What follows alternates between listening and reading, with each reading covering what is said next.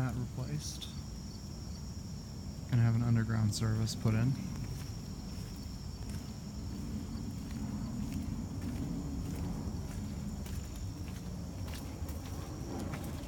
You can see I live in the forest, effectively. There's a big old scrap pile of wood from stuff I pulled out of the house. That's no good.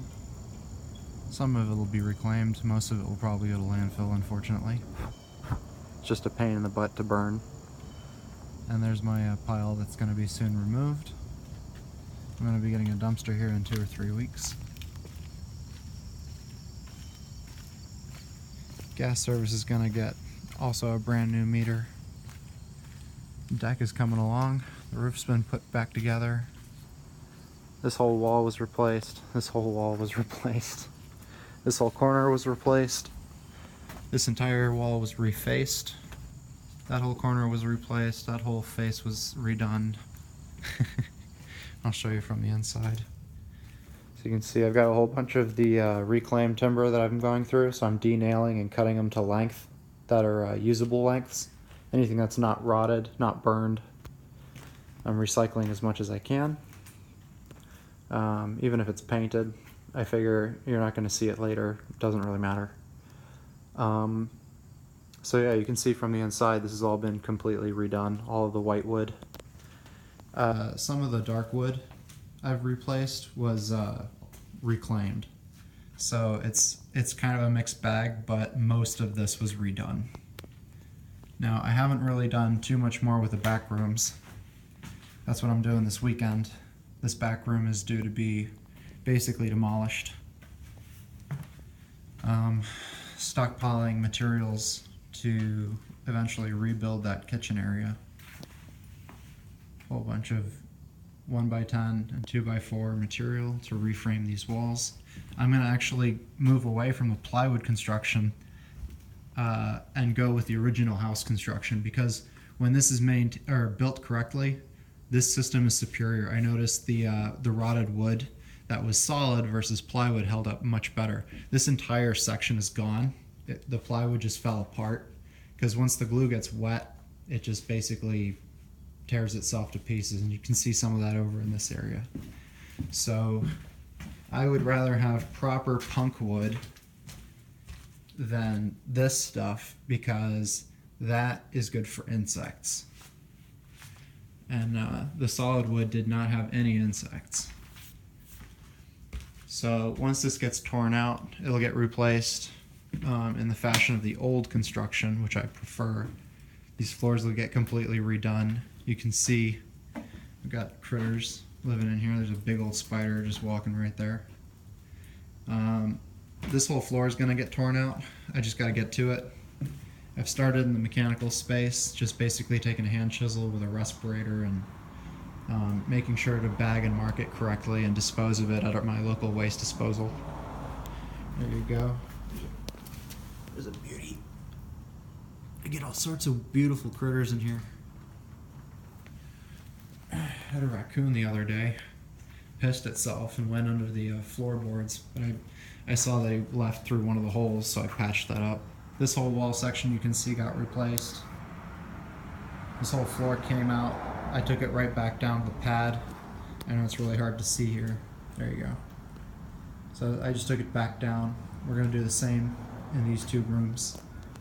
The entire floor in the main house will also come out, and everything is going to get in-floor heating and brand new hard wood and hard tile floors throughout. It's just going to be good to start new. You might as well. I'm already this far. So, and then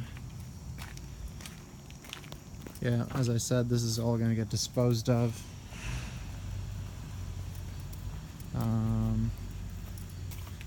Funny enough, the stuff I've been black bagging and courteously putting out like a normal person who pays for their taxes and their garbage disposal and stopped taking them. Marketing construction waste, even though they've been taking them for a year and a half, made me kind of giggle and think, did nobody look up at the house while they were collecting the garbage?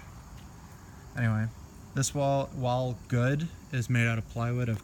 But the problem is if I replace it with 1x10 it's gonna stick a 1/4 inch proud of that wall. So I'm thinking, depending on how the roof looks once I get completely open, we'll see if I replace this wall or if I keep it. But last of the trim will get removed this weekend, and then we'll be able to Tyvek a little bit more, get more of it weathered in. Garage is holding up well. Only 2 or 3 pieces. Those were the last at the top that I may have screwed up a little bit. That one's kind of fallen out because I didn't cut it properly. But everything else is held up really well. And those were literally the last pieces I put up in the freezing 20-degree weather that we had this winter. Everything else is holding up really good. Nothing's really buckled. There's 1 or 2 that maybe I could cut the ends a bit shorter, but it's held up really good. It's gonna get a fresh coat of paint next summer, and this house will as well once it gets finished. This whole back is gonna basically come off and then just get rebuilt.